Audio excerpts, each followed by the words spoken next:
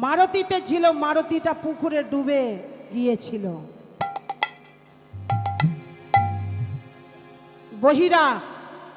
বহিরা অঞ্চলের সামনেই আমার বাড়ি, আর ওখানেই ওই দুর্ঘটনাটা ঘটেছিল। ওই মাগুলো কি ভেবেছিল যে আমি আমার ছেলেকে সুন্দর করে কপালে টিপ দিলাম, কাঁধে একটা ব্যাগ দিয়ে গাড়িতে তুলে দিয়েছিল, যা বাবা স্কুলে যা। কিন্তু ওই মা কি ভেবেছিল যে ওই আমার ছেলে আর বাড়ি আসবে না? ছেলেগুলো কি ভেবেছিল যে আমি আর বাড়িতে এসে মাকে দেখতে পাবো না, বাবাকে দেখতে পাবো না? তিনটে বাচ্চা মারা গেল। গাড়িতে ছিল 5টা বাচ্চা। ড্রাইভার একে একে নামাতে নামাতে আসছিল। 3টে বাচ্চা কাঁচের ভেতরে ছিল। একটা বাচ্চাকে যখন নামাতে গেল, ভেতরে ছিল 3টে বাচ্চা। ছোট ছেলে তো জানে না। একটা ছেলে গেটটা খুলে নেমে এসে, একটা ছেলেকে যখন ড্রাইভার তার মায়ের কাছে দিতে গেছে, আর একটা ছেলে গেটটা খুলে এসে গাড়ির স্টিয়ারিংটা ঘুরিয়ে দিয়েছিল। আর যেই না স্টিয়ারিংটা ঘুরিয়ে দিল, গাড়িটা একবারে চলতে চলতে গর্ত পুকুরের মধ্যে নেমে গেল। সামনেই হয়েছিল তো মা, নিজে ছুটে যেতে পারি না, আমার 2টো ছেলে গিয়েছিল। কিন্তু পুকুরটা ছিল ছোট, কিন্তু পুকুরটা গভীর অনেক ছিল। অনেক মানুষ নেমে চেষ্টা করেছিল, গাড়িটাকে তুলতে পেরেছিল না। যখন তারা মৃত্যুর সঙ্গে ওই গাড়ির ভেতরে লড়াই করছিল, তখন ওই মারুতির ভেতর থেকে জলটা টব ডব করে ফোটার মতো আওয়াজ হচ্ছিল, ফুটছিল। আমার 2টো ছেলে এসে বলছে, মা পারলাম না ভাইপোগুলোকে বাঁচাতে, অনেক চেষ্টা করেছিলাম। যখন জেসিবি এলো, অনেকটা দেরি হয়ে গিয়েছিল। যখন জেসিবি দিয়ে গাড়িটাকে তোলা হলো, তখন 3টে বাচ্চাই মারুতিতে ছিল বসে। প্রত্যেকটা মায়ের ছিল একটা করে বাচ্চা। সেই মায়েরা আজও আমাদের দেখলে বলে, দিদি তোমরা তো ভগবানের নাম করো, তোমরা বলতে পারো না আমাদের বাচ্চাগুলো যেন ফিরে আসে।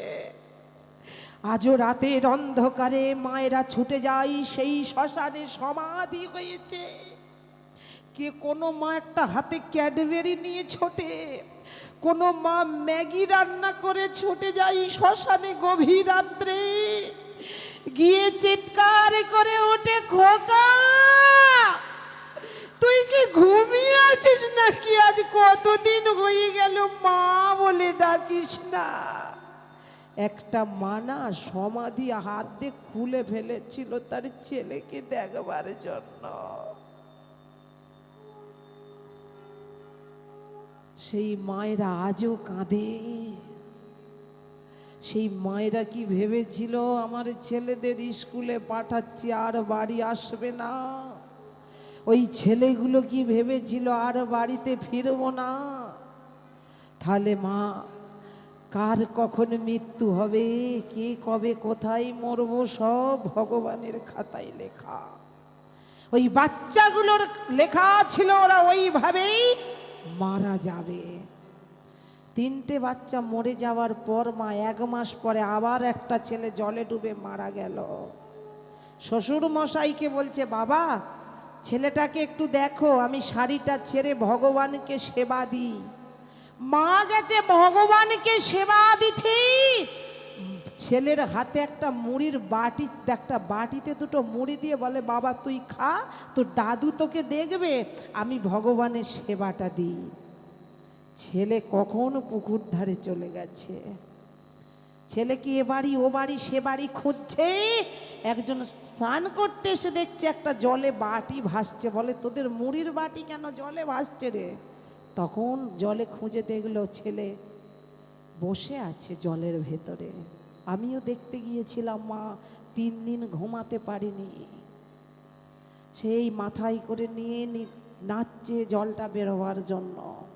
উলুবেড়িয়া 4-5টা নার্সিংহোমে নিয়ে গিয়েছিল, সবাই মৃত বলে ঘোষণা করে দিয়েছিল।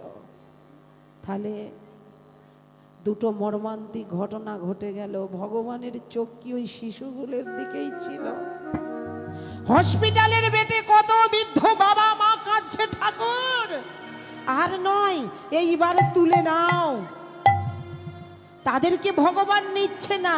আবার কোনো মায়ের ছেলে স্কুলে গেল, সে আর ফিরল না। কোনো মায়ের ছেলে মোটর সাইকেল নিয়ে বেরোলো, সে আর মা বলে ডাকলো না। তাহলে নিঃশ্বাসের কে কোনোদিনও বিশ্বাস করবেন না।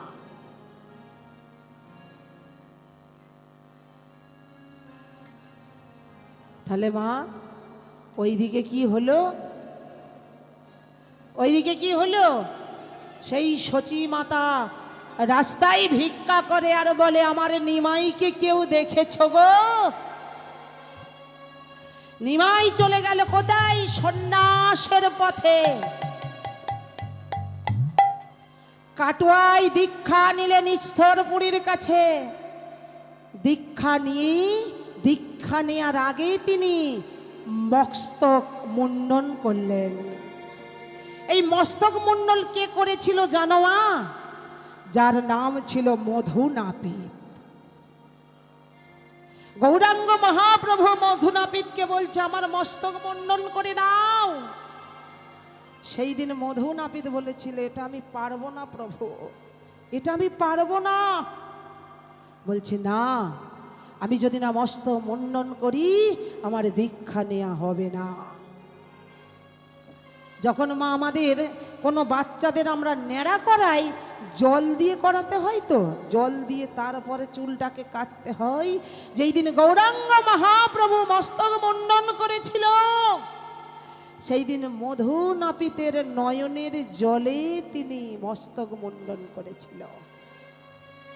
মধুনাপিত এত কেঁদেছিল, গৌরাঙ্গ মহাপ্রভুর মাথা ভিজে গিয়েছিল, নয়নের জলে মস্তক মুন্ডন করেছিল।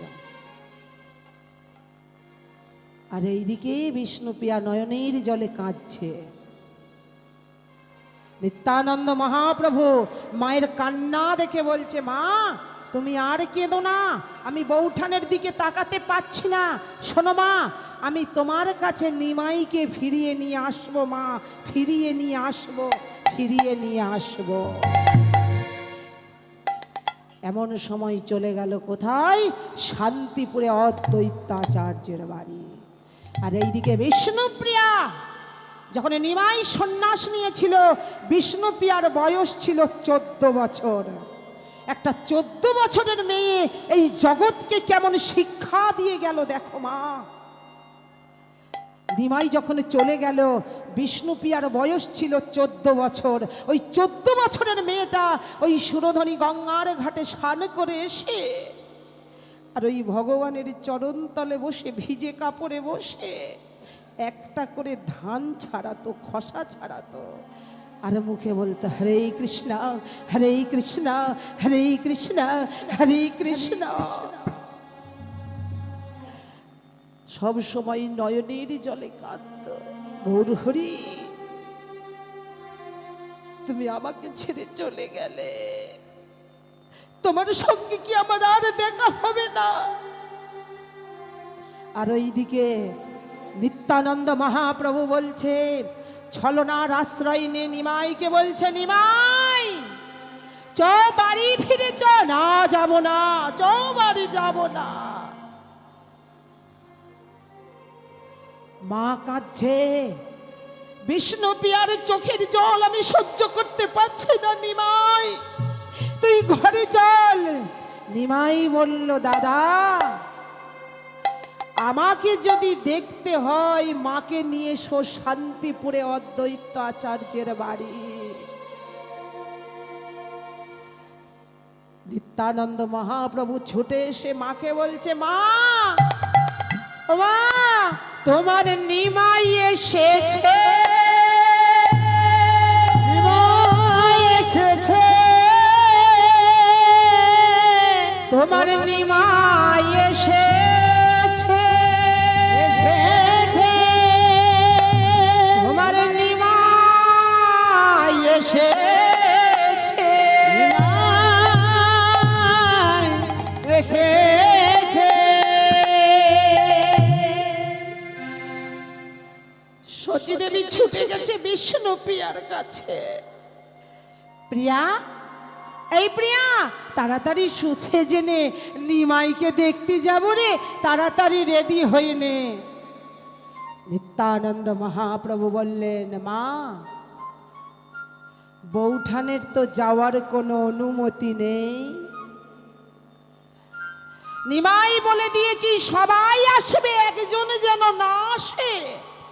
সেটা কে মা?